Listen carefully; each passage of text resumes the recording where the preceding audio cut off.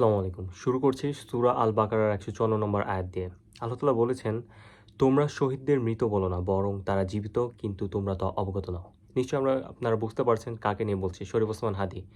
তার যে মৃত্যুতে আসলে ক্ষতিটা হলো কার? ক্ষতিটা কিন্তু বাংলাদেশের হলো এবং পুরো ঘটনাটা যদি আমরা বলি, শরীফ ওসমান হাদি শুক্রবার তার আ নামাজের শেষে যেই ধরনের প্রচারণা চালায়, তিনি পায়ে হেঁটে পুরো এলাকা জোরে, জোরে মানুষজনকে পোস্টার বিলি করেন এবং এভাবেই তার প্রচারণার মাধ্যম। তিনি কিন্তু লক্ষ কোটি টাকা খরচ করেন না তার প্রচারণার জন্য।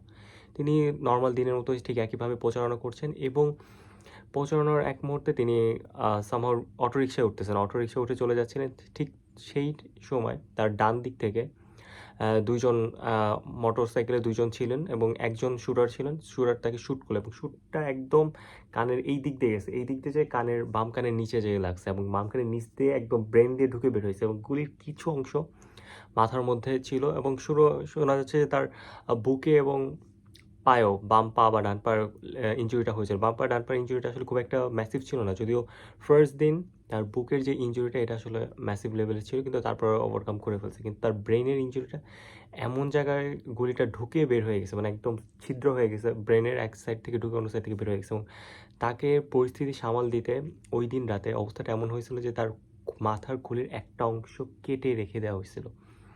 যেন তার শ্বাস-প্রশ্বাস মানে ব্রেইনের চাপটা কমে এবং তাকে এক ধরনের কৃত্রিম শ্বাস-প্রশ্বাসের মাধ্যমে তিনি যে নাক দিয়ে নিঃশ্বাস নিতেছে বা এইটা কিন্তু ছিল না।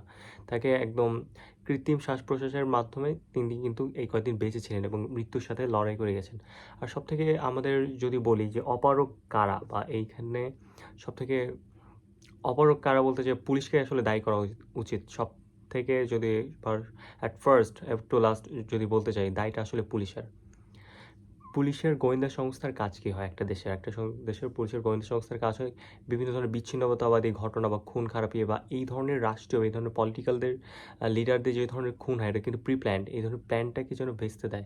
কিন্তু আমাদের পুলিশগুলা কিন্তু কোনো ধরনের প্রি-প্ল্যান্ড খুন আটকাতে সক্ষম নয়। কখনোই করে নাই। সেকেন্ডলি খুনি তাকে খুন করলো। ঢাকার বাইরে ঢাকার মধ্যে তারা ২-৩ ঘন্টার মতো ছিল কিন্তু ২-৩ ঘন্টার মধ্যে পুলিশ তাকে ধরতে পারেনি। একেতে খুন করার আগে পুলিশ ব্যর্থ, খুন করার পরে তাকে ধরতে পারেনি। তৃতীয়ত তিনি ময়মনসিংহ দিয়ে এই ঢাকার যে আশুলিয়া থেকে গাজীপুর হয়ে ময়মনসিংহ চলে যায় এবং ময়মনসিংহ দিয়ে বর্ডার ক্রস করে চলে যায়। মানে তৃতীয় ভুলটা হলো পুলিশের যে দেশ তারা যে দেশ থেকে বের হয়ে গেল এটা আসলে আইনশৃঙ্খলা বাহিনী সরি আপনি পুলিশ বলতেছেন এখানে অনেক কিছুই জড়িত। আইনশৃঙ্খলা বাহিনী শেষ পর্যন্ত তাদের আটকাতে পারেনি। বর্ডার যে ক্রস করে ইজিলি চলে গেল, ইজিলি তারা এখন দিব্যি তাদের মতো নাস্তা করতেছে এবং ইন্ডিয়া যায় খুনিরা ২ জন একজনের সেলফিও তুলেছে। তো দেশের আসলে নিরাপত্তাটা কোথায়? এবং আইনশৃঙ্খলা বাহিনী যদি এত বাজে অবস্থা হয় তাহলে আমরা আইনশৃঙ্খলা বাহিনী রাখার মানে কি? দেশে এতগুলো সংস্থা ২ টা বড়, বড় গোয়েন্দা সংস্থা সরকারিভাবে নিয়োগ করে রাখা হয়েছে। তাহলে এই ২ টা বড়, বড় সংস্থার কাজ কি? আর্মি আছে, পুলিশ আছে, তাদের নিজস্ব গোয়েন্দা সংস্থা আছে। তাহলে আমাদের নিরাপত্তা কোথায়? যখন এরকম এত হাই ভোল্টেজ রাজনীতিবিদদের নিরাপত্তা নাই, সেখানে আমার আপনার মতো সাধারণ মানুষের নিরাপত্তা কে দিবে? আর এরা করে কেমনে? যেখানে পুলিশ আছে, পুলিশ কিন্তু একটু সতর্ক হইলে কিন্তু পারে। এটা কিন্তু আহামরি কিছু না। হ্যাঁ, ধরলাম গোয়েন্দা বাহিনী নাই, বাংলাদেশে নাই। একটা খুন হয়ে গেছে বা গুলি করে ফেলছে। কিন্তু গুলি করার পর যে আটকাবে এটা কিন্তু তারা ওই ধরনের চেষ্টা করে নাই। বর্ডারে কি করলো? ও এতক্ষণ টাইম পাইলো কেমনে? তা আমাদের পুলিশের টোন অফ নর্সে খুব হৈ, হৈ, রৈ, রৈ শুরু হয়েছে ২৪ ঘন্টা যাওয়ার পর। যেন যখন চোর পালায় গেছে তখন আমাদের খুব টনক নড়ছে। তো এই ধরনের কাজ হইলে, এই ধরনের যদি ঘটনা ঘটতেই থাকে, ইচ্ছামতো টার্গেট করতেছে এবং দেশ থেকে বের হয়ে যাইতেছে। কারো কোনো কিছু করার নাই। তাহলে এই আমাদের জানমালের নিরাপত্তার দায়টা নিবে কে? পুলিশ এই দায়টা কখন দিবে? নিজে স্বীকার করবে বা দায় স্বীকার করলে আসলে আমাদের লাভটা কি হইতেছে? এন্ড অফ দ্য ডে তো নিরাপত্তা নাই। আমি আপনি আজকাল এরকম মরে যাবো এবং হৈ, হৈ, রৈ, রৈ চলতে থাকবে। কিছুই হবে না।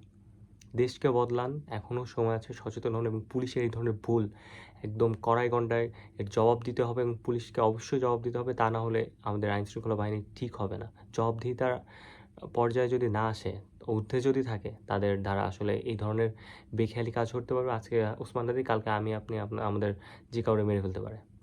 আমার চ্যানেলে যদি আপনারা নতুন হয়ে থাকেন, আমার চ্যানেলটি সাবস্ক্রাইব করবেন এবং ভিডিওটি লাইক করবেন এবং ভিডিওটি ছড়িয়ে দেবেন, শেয়ার করবেন বন্ধুদের মাঝে। আল্লাহ হাফেজ।